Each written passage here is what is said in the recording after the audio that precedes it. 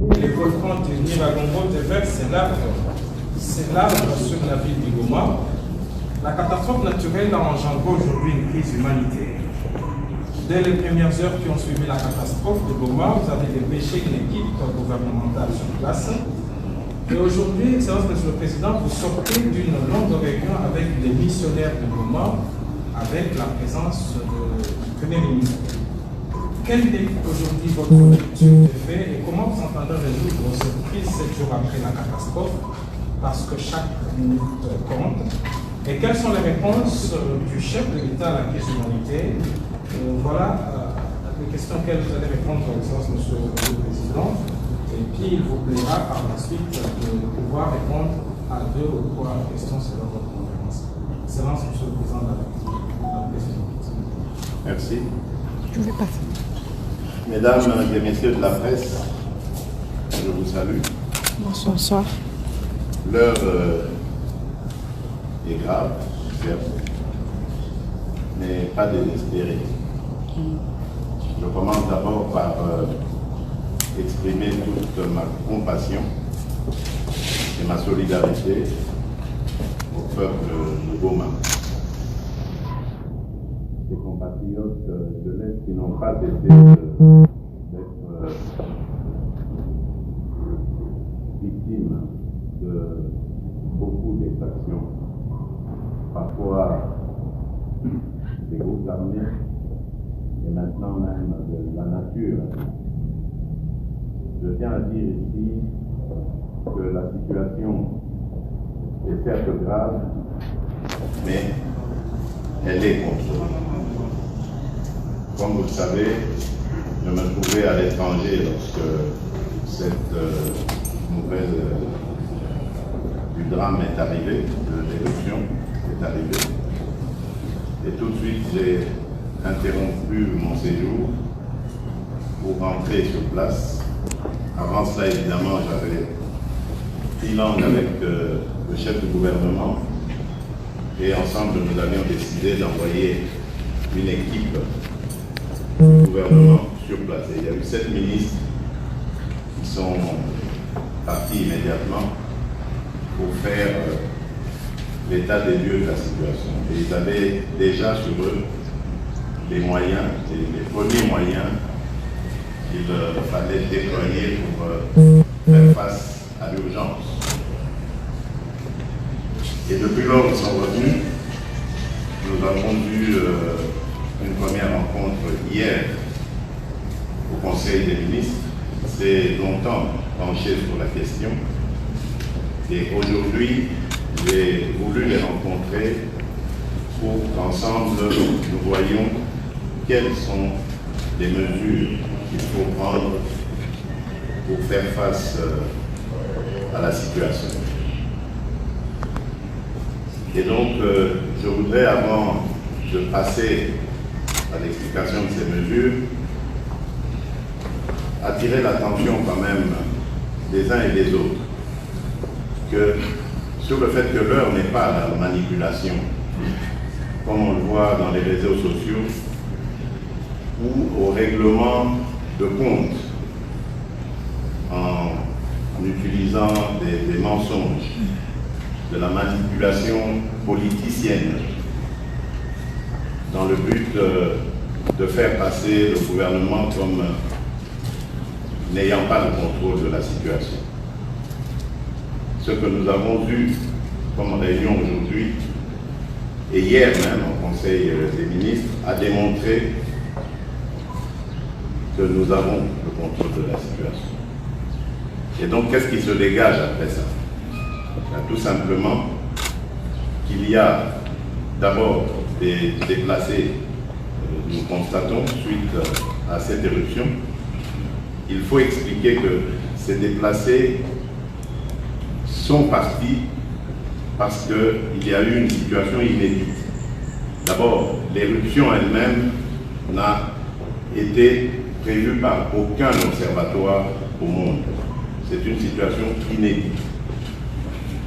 Il y a eu une polémique sur l'observatoire vulcanologique de Goma, mais cette polémique n'a pas lieu d'être. Personne n'a vu venir cela. Ça arrive. Ensuite, il y a eu une coulée de lave souterraine qui a ouvert la porte à plusieurs hypothèses. Toutes ces hypothèses mettaient en danger la vie de nos compatriotes de Goma. Et donc, il fallait absolument qu'ils évacuent la ville, parce que leur vie était en danger. Et très sincèrement, je préfère avoir des difficultés à prendre des populations en charge plutôt que de voir ces populations être décimées par une catastrophe naturelle parce qu'on n'a pas su anticiper. Donc, voilà pourquoi ce qui se passe n'était pas prévu et donc ne pouvait pas se passer comme dans le meilleur des mondes. Il fallait bien réfléchir avant de prendre le taureau par les cornes et c'est ce que nous sommes en train de faire. Il y a aussi le fait que ces déplacés sont partis dans plusieurs directions et beaucoup d'entre eux ont été reçus soit dans leur famille, comme ceux qui sont à Bukavu, à Rutshuru, peut-être même à Sake aussi, soit par des familles de bonne volonté, des familles hospitalières. Et je tiens vraiment à remercier tous nos compatriotes pour cette solidarité. Et c'est très difficile, donc, vous comprenez bien, dans une situation pareille, d'avoir le nombre exact de sinistrés pour pouvoir organiser une prise en charge qui soit efficace. Donc, voilà pourquoi il y a eu un temps qui s'est passé. Mais aujourd'hui, nous pouvons dire que nous sommes en voie d'identifier le nombre de victimes et de pouvoir commencer à déployer. Et ça a déjà commencé à Sake d'ailleurs, où des camions-citernes contenant de l'eau potable ont été envoyés ainsi que des filles. Maintenant, il faut aller sur les autres sites, Rutshuru, Kibumba, Masisi et même Bukavu, où on parle de à peu près 15 000 personnes qui sont arrivées depuis hier. Donc vous comprenez que la situation est sous contrôle, elle est certes grave, mais elle ne nous échappe pas. Ensuite, il y a la problématique du retour de ces déplacés. Et pour moi, d'ailleurs, c'est la chose la plus délicate. Parce que le jour où ils vont revenir, il y en a qui se retrouveront sans logis. Il y en a qui se retrouveront sans nourriture. Il y en a qui seront malades. Donc, ça aussi, ça nécessite une anticipation. C'était aussi le but de cette réunion. Et dès que ce sera possible, des équipes du génie militaire ainsi que d'autres organisations vont être dépêchées à Goma pour envisager, déjà anticiper sur le retour de ces déplacés. Et c'est peut-être à cette occasion-là, dès que les aéroports seront ouverts, celui de Goma, peut-être celui de Kavumu, le premier qui sera ouvert dans la région, va me permettre de me déplacer en compagnie de la première dame. Parce que je tiens à aller me rendre compte de visu de l'organisation de cette prise en charge de nos compatriotes, mais également de leur apporter réconfort et soutien, et de leur dire que le Congo tout entier est avec eux. Je pense aussi à l'assistance humanitaire, et là j'aimerais remercier également toutes ces organisations qui ont manifesté le désir, leur disponibilité même à venir en aide à nos populations. Et je profite ici pour lancer un appel vibrant à tous nos compatriotes de bonne volonté qui ont des moyens de les mobiliser pour permettre au gouvernement de faire face à cette situation qui était totalement imprévue. Il y a certes un budget qui va être dégagé pour faire face à cette situation, mais les dons des uns et des autres seront également les bienvenus pour venir en aide à nos compatriotes. Voilà, mesdames et messieurs de la presse, ce que je peux dire en substance. Je vous remercie pour votre attention et me mets à votre disposition pour d'éventuelles questions. Merci beaucoup, Excellence, Monsieur le Président de la République. Nous avons enregistré 3 candidats. Questions. Nous appelons dans un premier temps Madame Anastasie Huguet chez DPOA. Elle va poser sa question. J'ai enregistré quand?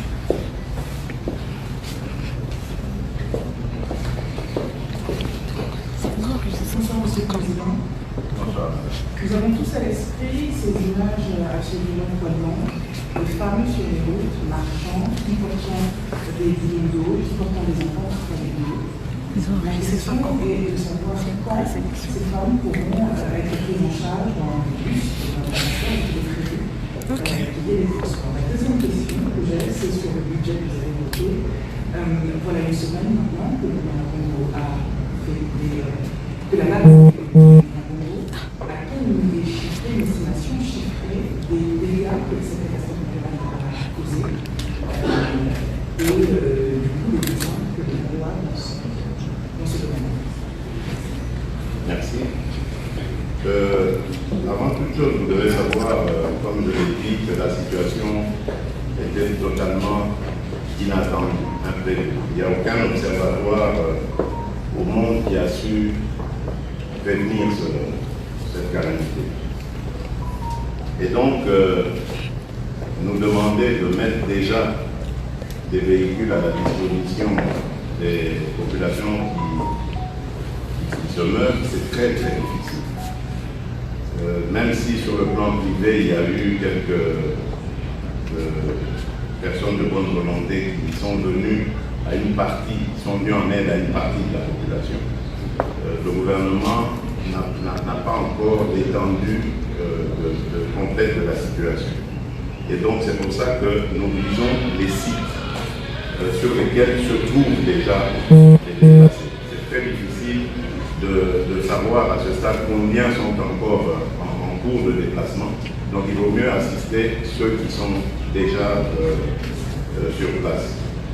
Vous avez parlé de budget. Il y a un budget qui a été dégagé. Les moyens, vous savez,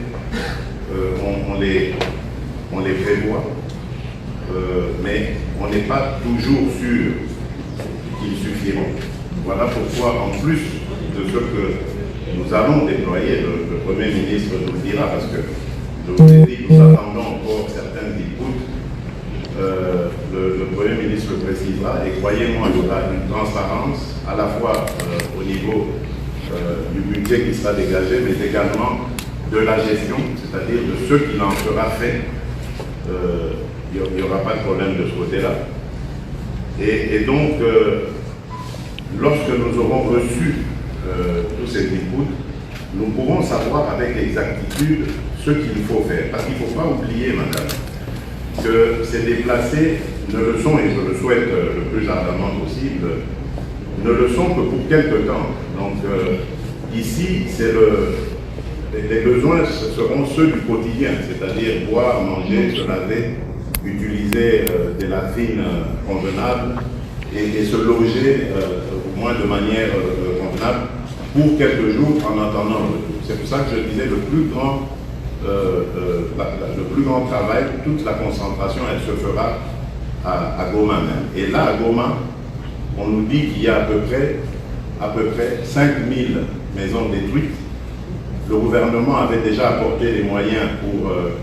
donc il y avait un besoin urgent en tôle pour reconstruire ces maisons. Le gouvernement avait déjà apporté les moyens pour ces tôles, mais pour 2000 seulement. Donc on ne pouvait pas donc commencer à les distribuer, non seulement parce que les sinistrés étaient partis, mais en plus parce que ce serait du 2 poids 2 mesures, on ne sait pas dans quelles conditions on allait le faire. On a pris aussi en charge les malades, les handicapés qui étaient dans les hôpitaux qui étaient en zone dangereuse pour les mettre en lieu sûr. Cela demandait aussi des moyens. Donc c'est comme ça que nous sommes en train de procéder au fur et à mesure jusqu'au moment où nous aurons les besoins réels de la population. Donc voilà ce que je peux dire à ce stade avant d'en pouvoir dire davantage. Et je peux vous assurer qu'au niveau de la communication, là aussi, il y aura beaucoup de travail de fait, parce que nous nous sommes rendus compte que, pris tous dans le feu de l'action, nous avons oublié de communiquer suffisamment. J'ai vu notre ministre le faire de fort belle manière d'ailleurs, mais il faut encore le faire davantage. Et ça aussi, ce sera quelque chose de plus. Monsieur le Président, l'avant-dernière question est de Congo. Monsieur Walter. Bonsoir, Monsieur le Président. Vous avez dit que les populations s'étaient déplacées parce qu'il y avait un problème. On ne pouvait pas les laisser être dessinés par la lave. Je disais que la population s'était déplacée pour raison de ne pas être dessinée par la lave, au cas où la population. Mais au jour d'aujourd'hui, il y a encore des gens qui reviennent vers Goma parce qu'elles refusent de tirer le frein là où elles ont trouvé le bouche. Qu'est-ce qui est fait pour que ceux qui rentrent en ville soient pris en charge ou soient réorientés vers d'autres milieux afin d'être mis à l'abri de ce problème? Non, mais je les déconseille vivement. En tout cas, je ne sais pas quelles informations vous avez, vous, mais nous, à ce stade, nous n'avons pas encore d'éléments démontrant que les gens sont rentrés dans le monde. Il y a eu un mouvement, mais on les a dissuadés. Je continue à le dire ici, je préfère les déconseiller à ce stade de le faire, parce que nous ne sommes pas encore certains, et ce sont les scientifiques qui vont nous donner des gages, et ça devrait être 100% de garantie. Donc même s'il reste 1% d'incertitude, je ne souhaiterais pas que les populations reviennent sur Goma. On ne sait pas ce qui peut se passer. Il y a à côté de là un lac qui contient beaucoup de gaz, des masses et des masses de gaz. Et si ce lac est en contact avec les laves, vous vous imaginez ce que ça peut faire comme dégâts. Il y a une coulée souterraine de lave qui peut surgir à tout moment, n'importe où dans la ville. Donc les scientifiques qui suivent au quotidien, d'heure en heure, de minute en minute, cette situation, pourront nous dire exactement quel est l'état de la situation. Et alors, à partir de ce moment, nous allons organiser en ordre, bien sûr, des convois de retour. Et c'est peut-être là, madame qui avait posé la question sur les véhicules à mettre à la disposition des déplacés. Dans celle-là, il y aura une réponse parce qu'à ce moment, nous pourrons les faire revenir de manière ordonnée. Voilà. Merci. La dernière question est des filles aussi.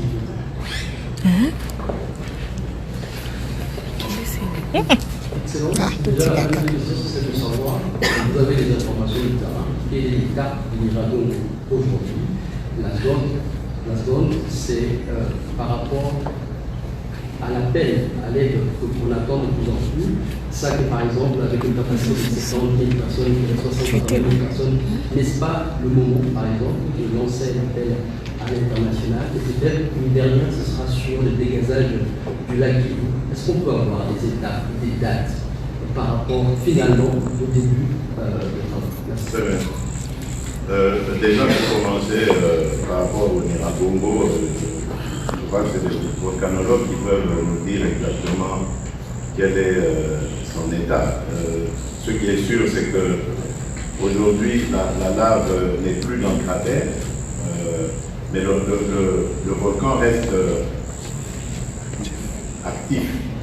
Donc il faut quand même rester méfiant, et c'est pour ça d'ailleurs qu'écoutant les scientifiques, nous ne voulons pas précipiter les choses en faisant revenir les populations, sinon nous allons de nouveau nous retrouver dans une catastrophe d'une autre dimension qui serait à mon sens alors là beaucoup plus grave. Ici, nous avons un problème de déplacés. C'est vrai que c'est agréable pour les personnes qui ont dû quitter brutalement leur domicile, mais au moins ça nous soulage de les avoir en vie. Donc les faire revenir dans une situation encore trouble, encore indécise, imprécis, c'est très dangereux. Alors vous demandez aussi quelle était la deuxième question par rapport à l'appel à l'aide internationale. Je crois que j'ai parlé des humanitaires qui demandent absolument avoir des autorisations pour débarquer à Goma. Mais le problème, c'est que ces aéroports sont inopérationnels. Donc, c'est le cas aussi pour moi. J'aurais dû déjà être là-bas. Mais à cause du fait qu'aucun aéroport de la région ne peut être utilisé pour le moment, nous attendons le go de l'autorité de l'aviation civile pour pouvoir nous déplacer. Et enfin, vous avez évoqué le dégazage. Effectivement, il y a une firme qui est présentée pour signer le contrat avec le gouvernement afin de commencer ces opérations. Les études sont déjà là, elles sont faites par l'OVG, donc elle n'aura pas à faire d'autres études supplémentaires pour savoir ce qu'il en est. Elle peut commencer le travail hic et nunc. Donc c'est pour vous dire que de ce côté-là aussi, je crois que nous sommes en pouvoir davantage renforcer la sécurité de nos compatriotes de Goma. Excellence, Monsieur le Président de la République, au nom de la presse congolaise, nous vous remercions pour l'honneur que vous avez fait. Et cette presse réaffirme son engagement de vous accompagner. Merci. Merci, mesdames et messieurs. Et bonne soirée. Bonne soirée, monsieur.